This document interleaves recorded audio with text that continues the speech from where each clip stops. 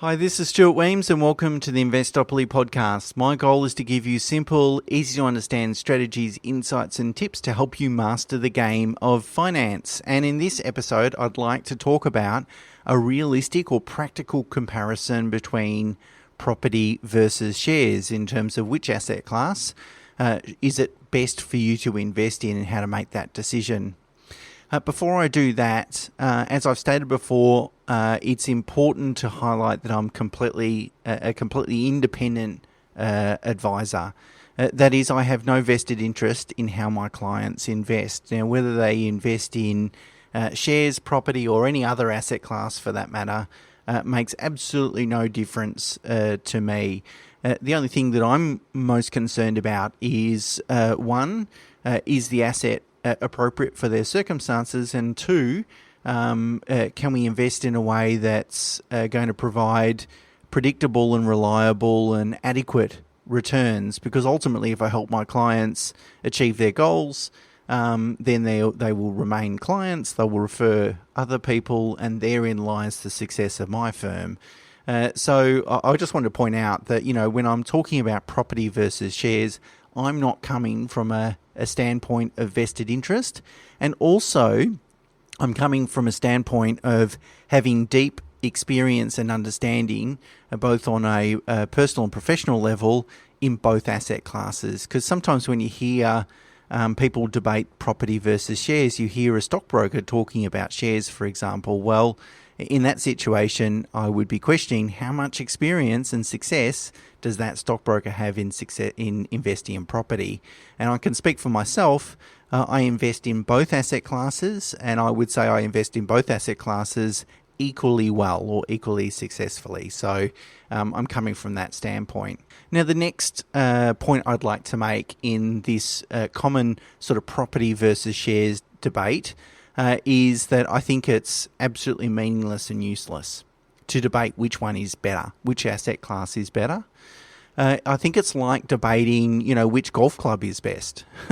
The reality is each golf club has a unique purpose, and that a golfer needs many clubs in their bag to play a game well. You can't put one club in your bag and expect to play a really good game. And you probably, that analogy probably doesn't require a deep knowledge of golfing. I think it's rather common sense. And I think investing is no different. The reality is that each asset class has pros and cons. And the goal is to develop a strategy, a combination of asset classes, so that you are able to balance out those pros and cons at a portfolio level.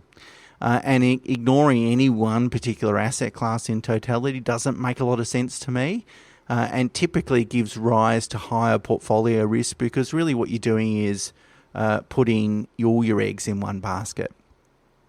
So the reality is, in terms of returns, I think theoretically you could invest all your money in shares or all your money in property, and I think the expectation of gross returns from those investments, it is reasonable to expect that they're going to be broadly similar. That is, that the long-term returns from both share markets and property markets are circa 10%. There's a little bit of variation, but it's really not material. So in terms of which asset class is going to derive a higher return, I think that's a bit of a misnomer as well. Okay, so let's get into the practical comparison then. And I think the biggest difference between property and shares is appetite for gearing, appetite for borrowings. And quite often, if we sit down and do a theoretical comparison between, say, invest $1 million in the property or invest $1 million in the share market, we have to, in that theoretical comparison, assume we're going to turn around tomorrow and dump $1 million in the share market. And I don't think there's many financial advisors that would think that's a good idea. And the reason why is because of volatility. And volatility really just talks about how returns from year to year can vary, how much they vary. So if it's high volatility, they can vary significantly.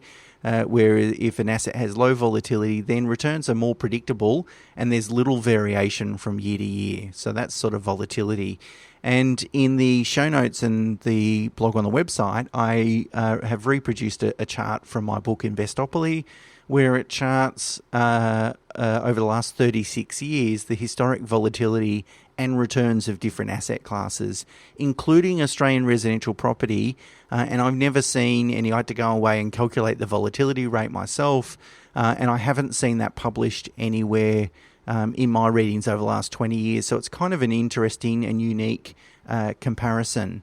So when we look at shares, for example, the average return across Australian, international and US shares over that 36-year period is about 11.6%. The volatility rate is around about 21%. So in non-mathematical terms, the volatility rate is like the standard deviation. And we know in maths that if you take the average return or the mean return plus or minus one standard deviation, that range, your returns will be in that range 2/3 of the time, or 66% of the time they'll be within that range. So with shares, that range is a loss of 9% or a positive return of about 30%. So there's like a really large range there. And so 66% of the time, if you invest in shares, your return will be in that range. Whereas if we go plus or minus 2 standard deviations, that'll take into account 95% of the probability of return. And that range is negative 30% and positive 53%. So that's a massive range, obviously an 80% variation between outcomes. And therein lies the concern around gearing in shares, is that the range, we've got a 95% probability that our return is going to be in such a wide range that no one really knows.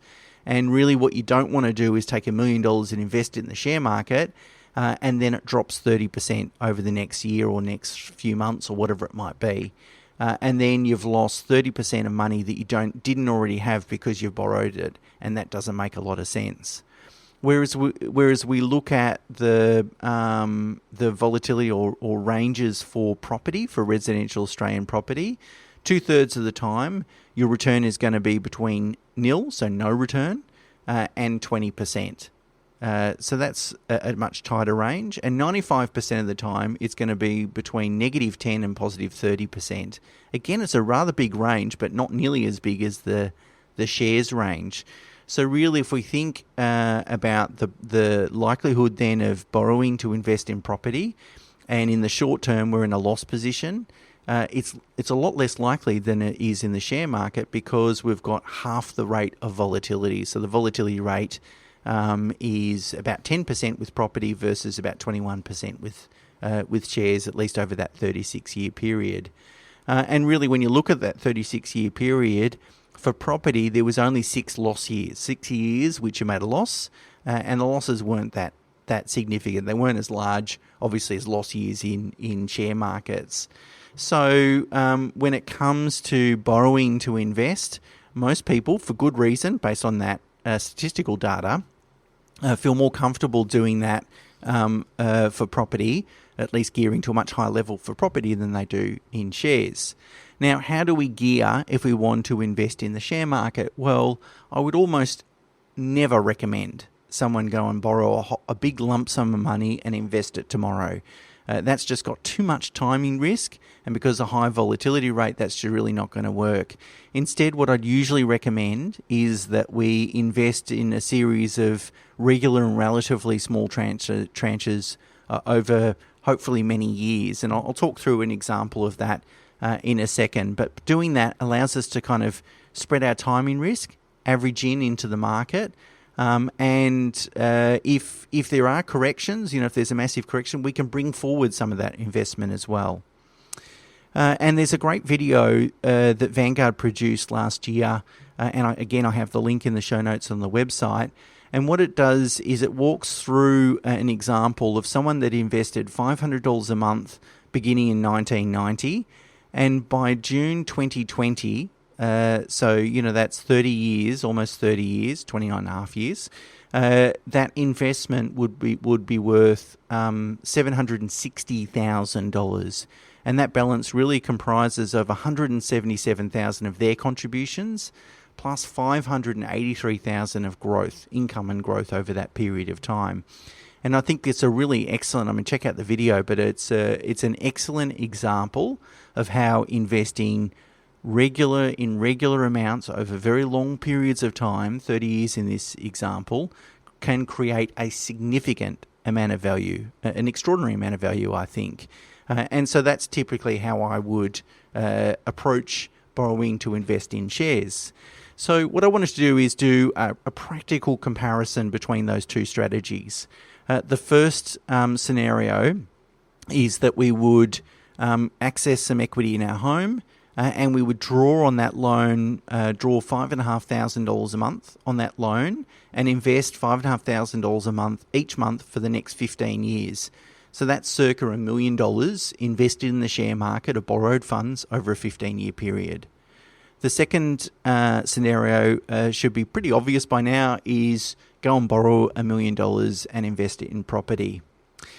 So in the share scenario, I assumed a return of 9.8%, and that's just based on Vanguard's 10-year return for their diversified growth index fund. So it's looking at really historic returns, and I think that's broadly in line, as I said, with those longer-term returns. For the property scenario, I have assumed we buy a house for $940,000, and plus we've got to pay for stamp duties and buyer's agent fees, so borrowing around $1 million. The property generates a rental yield, an initial rental yield of 3.2%, and to make sure I'm comparing apples with apples, I've assumed a 6.6% capital growth rate, so that the total return from this asset is 9.8%, the same as shares. And there's a few other assumptions which I've listed again in the blog and show notes. Essentially, there's probably no surprises that the winner is property. So in future dollars, a property strategy creates about $5 million of equity. So that's equity, it's excluding the loan. Whereas a shares strategy creates $3.8 million of equity. And of course, it's not because property is better than shares per se. It's simply the mathematical effect of investing $1 million today versus $1 million equally over the next 15 years. Of course, the scenario that you invest $1 million over 15 years, of course, that's going to result in a poorer outcome, or a lesser outcome, I should say. I think what it demonstrates is that the mathematical power of gearing can be significant, and it can actually compensate for poor investment returns. So that is, I can have a really great share investment strategy and an average investment property, and because I'm gearing more heavily with the investment property sooner, that will compensate for the lack of the return, the actual gross return from property versus shares. And so what I did is I worked out what's the kind of break-even capital growth rate that I would need for the property strategy to still be better. And really anything, I calculate 5.85%, let's call it 6%. Anything, so as long as you're investing in a property that's going to give you 6% or more in terms of capital growth rate, then mathematically the property strategy is going to be better because you have that higher level of gearing. Now, I'm not endorsing investing in a property that's average or below average, or in fact not investment grade. Of course, I'm not doing that, but I guess it demonstrates that there is a break-even point there, that the gearing, at what point does the gearing more than compensate you for a potentially lower return? Now, it's great just to look at top-line results, what is the amount of equity, but it really ignores the risk associated with gearing, because obviously higher levels of gearing create higher levels of risk, partly because you have a greater interest rate exposure, or interest rate sensitivity. So if interest rates rise, it has a greater impact on your cash flows. And secondly, because, if you go and invest in a property, you are committed to funding the property's holding costs, the negative cash flow. The only way that you can avoid doing that is sell the property. Whereas with the shares, it gives you a lot more flexibility. You can dial up or down the amount you'd like to invest. And also the share strategy is self-funding. So the income that's coming from the share portfolio pays for the interest cost. And I've assumed an interest rate of 6.5% in both these comparisons. Obviously a lot higher than what it is today, but just to make sure that I'm really taking into account the impact of interest rates. So we need to really, it's great to look at that top line result, but there's going to be some people out there where gearing into property is really not appropriate for their circumstances, either because they already have a significant amount of property, or because maybe they're approaching retirement, or some other consideration like that. So it's not always appropriate for people to go out and buy an investment property and kind of commit themselves to funding maybe $30,000 a year when interest rates are higher than what they are today. And that's one of the advantages to the share strategy, is that it gives you a little bit more flexibility, and plus it doesn't suck out any cash flow. The investment returns and the income from the portfolio, if we have a look at historic returns, pay for the interest costs, so it doesn't eat into any of your other personal cash flow. And really, when we look at the value in today's dollars, the property strategy accumulates about $2.4 million of equity in today's dollars. So it's really $5 million in 30 years is equal to 2.4 today, versus 1.8 for the shares strategy. So of course there's a differential there, 2.4 versus 1.8. There's a differential there of 600,000. But I think I would argue that both strategies are actually equally quite powerful. They generate a significant amount of wealth over a long period of time. And whether that $600,000 differential is going to change your life, I guess depends on your circumstances.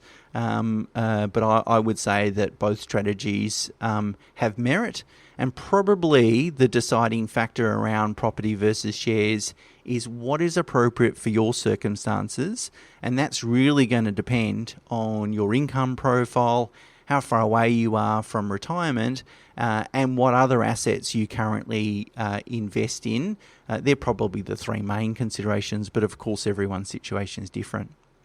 So there you go. There's a practical comparison between property and shares. And I think it's a different take than the traditional sort of what are the pros and cons of each asset class, because it allows you to sort of apply that methodology to your own sort of personal circumstances. Now, I have a favour to ask, please. If you enjoy the podcast, please rate it and rate it wherever you're listening to your podcast, whether it's Apple or whatever, and or share it amongst family, friends and colleagues. The more the merrier. It really helps the success of the podcast. And as you can imagine, I put quite a bit of time each week into producing these hopefully thought-provoking articles and blogs and podcasts, and it'd be great to have you guys share it as much as possible. Thank you in advance for that, and until next week, bye for now.